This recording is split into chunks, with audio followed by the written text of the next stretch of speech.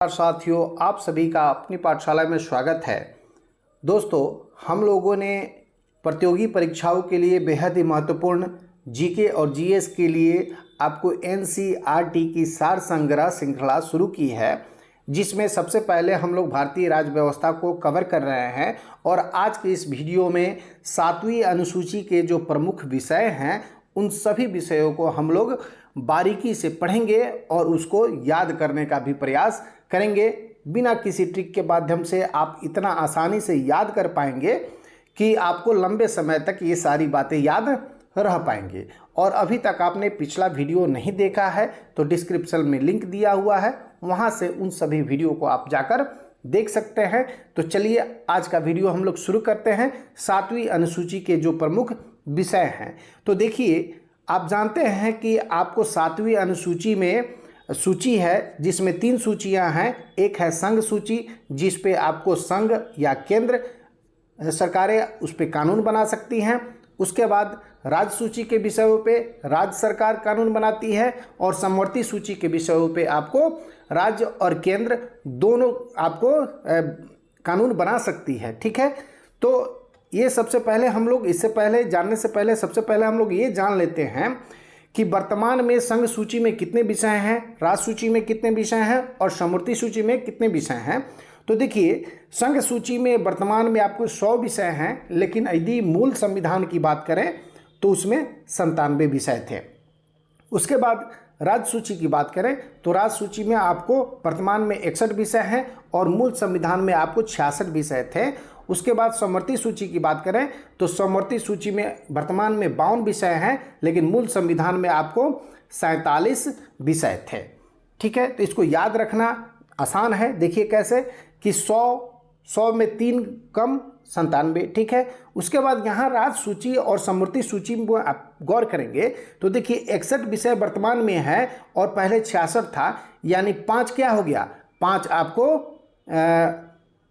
आपको क्या हो गया, घट गया। यानी 66 मूल में था, वर्तमान में 61 है, तो 5 इसमें क्या हो गया, माइनस हो गया।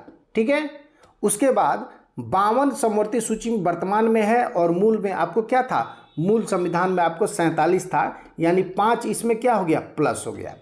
तो देखिए हुआ क्या कि इन्हीं 5 विषयों जो राज्य सूची का विषय था आपको 42वें संविधान संशोधन द्वारा इन राज्य सूची के 5 विषयों को ले जाकर समवर्ती सूची में रख दिया गया था। तो ये आपको याद हो गया होगा। तो चलिए सब ये जान लेते हैं कि ये जो राज्य सूची के 5 विषय आपको समवर्ती सूची में शामिल किए गए थे 42वें संविधान संशोधन में, तो वो 5 विषय कौन कौन है, चलिए इसको देख लेते हैं। तो चलिए, पहला विषय है वो है शिक्षा, उसके बाद है वन, उसके बाद है जनसंख्या, उसके बाद आपको न्याय प्रशासन, उसके बाद है आपको वाट और माप। ये कुल 5 विषय हैं जो 42वें संविधान संशोधन के द्वारा आपको राज्य सूची से निकालकर समवर्ती सूची में डाल दिए गए थे। तो आशा है ये चीज़ आपको समझ में आ गया होगा। अब चलिए हम लोग बात करते हैं कि इन समवर्ती सूची के विषयों को, संघ सूची के विषय को और राज्य सूची के विषय को कैसे आप याद रख पाएंगे ताकि एग्जाम में आपका प्रश्न गलती ना हो, कोई कन्फ्यूजन ना रहे। तो सबसे पहले हम बात करेंगे समवर्ती सूची के विषयों को याद करने का हम लोग प्रयास करेंगे। तो देखिए, समवर्ती सूची को आप लोग सामूहिक से रिलेट करिए। सही भी बात है कि केंद्र और राज्य दोनों सरकारें जब मिलकर सामूहिक रूप से, आप अलग अलग ही सही, लेकिन ये मैं आपको याद रखने के लिए बता रहा हूँ, ठीक ना। समवर्ती को आप रिलेट करिए क्या, सामूहिक से। तो सामूहिक से रिलेट करके हम लोग इसके विषय को याद रख पाएंगे। तो देखिए, पहला विषय है दंड विधि और प्रक्रिया विधि। तो दंड विधि, प्रक्रिया विधि कहने का मतलब क्या कि आपको, जैसे मान लीजिए किसी चीज़ पे कोई अगर गलती करता है, समाज में यदि कोई व्यक्ति गलत कर रहा है, तो सामूहिक रूप से सभी व्यक्ति, कुछ लोग बैठते हैं, कुछ व्यक्ति सामूहिक रूप से बैठते हैं और ये प्रावधान और दंड तय किया जाता है कि अगर यदि इस गांव में, इस समाज में, इस सोसाइटी में ये कोई गलती करता है तो ये दंड उनको दिया जाएगा। ठीक ना। तो पूरे समाज के लोग बैठते हैं, तो सामूहिक से उसको हम लोग रिलेट करके याद रख सकते हैं। तो ये हो गया। उसके बाद आपको हो गया आर्थिक और सामाजिक योजनाएं। अब समाज में, सोसाइटी में कोई योजना बनाना हो तो सामूहिक के तौर पे ना बैठेंगे जी योजना बनाने के लिए कि जी इस समाज में ये चीज़ लागू होना चाहिए, या कोई जग प्रोजन है, कोई आदि बड़ा यज्ञ करना है तो सामूहिक रूप से निर्णय होता है। ठीक है। उसके बाद शिक्षा भी क्या है, सामूहिक निर्णय ही है एक तरह से हम सोचे तो। अगर परिवार के स्तर पर सोचे तो जितने भी परिवार के सदस्य हैं उन सभी मिलकर तय करते हैं कि जो हमारे बच्चे किस विद्यालय में जाएंगे, कहाँ जाकर शिक्षा ग्रहण करेंगे। ठीक है, इस प्रकार आप इसको याद रख सकते हैं। उसके बाद है वन, उसके बाद है विवाह और विवाह विच्छेद। ठीक ना, तो ये भी क्या है, ये भी सामूहिक रूप से हम निर्णय लेते हैं। यदि किसी लड़का या लड़की का शादी करना है तो पूरा परिवार इकट्ठा होता है, रिश्तेदार इकट्ठे होते हैं, तब जाके वो निर्णय होता है कि जहाँ ये शादी यहाँ होनी चाहिए या ना होनी चाहिए। तो ये भी क्या है, आपको समवर्ती सूची का विषय है। उसके बाद कारखाने, मजदूर, उसके बाद आपको खाद्य पदार्थ और अन्य पदार्थों का मिश्रण, उसके बाद है जनसंख्या नियंत्रण एवं परिवार नियोजन। तो जनसंख्या नियंत्रण और परिवार नियोजन पे सरकार कितना भी यदि कानून बना ले, यदि हम भारत के जनता अपना कर्तव्य नहीं निभाते हैं, कानूनों को नहीं मानते हैं, तो क्या जनसंख्या नियंत्रण हो जाएगा? नहीं होगा। यानी सामूहिक तौर पे हमको क्या करना होगा, अपने आप को जागरूक करना होगा, लोगों को जागरूक करना होगा, तब जाके जनसंख्या नियंत्रण हो सकता है, परिवार नियोजन पे काबू, परिवार नियोजन हो सकता है। ठीक है। उसके बाद न्याय प्रशासन, ठीक ना। उसके बाद संपत्ति का अर्जन और अधिग्रहण, तो ये भी क्या है, सामूहिक तौर से आप सोच सकते हैं कि अधिग्रहण मतलब क्या होता है, कब्जा कर लेना। ठीक ना, तो किसी जमीन पे, किसी चीज पे अगर कब्जा करना हो तो सामूहिक तौर से कुछ लोग चाहिए, बल चाहिए, तो बल कहाँ से आएगा, व्यक्तियों से आएगा। इस प्रकार इसको आप याद रख सकते हैं। उसके बाद विद्युत, बाट और माप, उसके बाद वन्य जीवों का संरक्षण, समाचार और पुस्तकें मुद्रालय, यानी समाचार जो है ना उस पर आपको केंद्र सरकार भी कानून बनाएगी और आपको राज्य सरकार भी कानून बनाएगी। तो इसको कैसे याद रखेंगे, तो देखिए सीधा समझिए कि समाचार पत्र और पुस्तक और मुद्रालय, ठीक ना। तो समाचार पत्र में ऐसा थोड़ा ही है कि जो केवल सेंट्रल गवर्नमेंट की न्यूज आता है, भाई याद करने के लिए मैं बता रहा हूँ। चाहे आपको केवल स्टेट गवर्नमेंट का न्यूज होता है या केवल लोकल न्यूज होता है, नहीं, कोई भी समाचार पत्र होता है तो उसमें सेंट्रल गवर्नमेंट, सेंट्रल से लेकर स्टेट से लेकर आपको लोकल जो न्यूज है वो सारे न्यूज उसमें होते हैं। तो जाहिर सी बात है सबके न्यूज होते हैं तो सबका उस पर रेस्पॉन्सिबिलिटी बनता है, ठीक ना। तो सब कानून बनाएगा, यानी केंद्र भी कानून बनाएगा, राज्य भी कानून बनाएगा, ठीक है। उसके बाद स्वच्छता औषधालय, तो स्वच्छता एक ऐसा विषय है जो बिना सामूहिक प्रयास के संभव नहीं है, ठीक है। तो ये हो गया। उसके बाद औद्योगिक विवाद, फिर विवाद आ गया। तो विवाद हो गया दो आदमियों में, तो कैसे सुलझेगा सामूहिक तौर से। उसके बाद उत्तराधिकार, उसके बाद विधि यानी कानून, वृत्ति, चिकित्सा वृत्ति, कीमत नियंत्रण कैसे होगा, ठीक ना। जन्म और मरण पंजीकरण। तो इस प्रकार आप जो है समवर्ती सूची के विषयों को याद रखेंगे। अब इसमें समवर्ती सूची में आपको 52 विषय हैं, तो 52 विषय को याद रखना संभव नहीं है, लेकिन हाँ कुछ ऐसे विषय हैं जो बहुत ही महत्वपूर्ण हो जाते हैं एग्जाम के दृष्टिकोण से। अगर इतना भी आप याद रखते हैं तो आपके लिए पर्याप्त होगा। उसके बाद हम लोग बात करते हैं, चलिए संघ सूची की बात कर लेते हैं।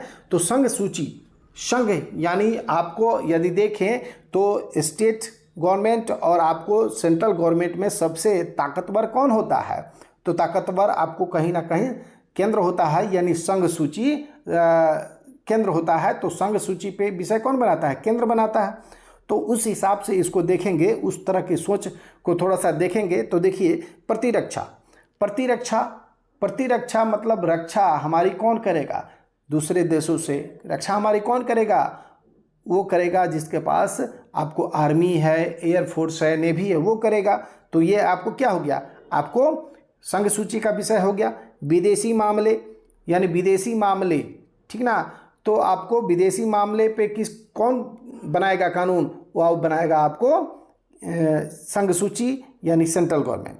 उसके बाद नागरिकता, तो आप जानते हैं कि जब भारत में एकल नागरिकता है तो इसलिए नागरिकता पे कोई भी कानून बनाएगा तो केवल और केवल सेंट्रल गवर्नमेंट बनाएगा। यदि ऐसा छोड़ दिया जाए, उसको समवर्ती सूची में डाल दिया जाए नागरिकता, तो हाल ही में आपने सीएए देखा होगा, बहुत सारा विवाद हुआ था।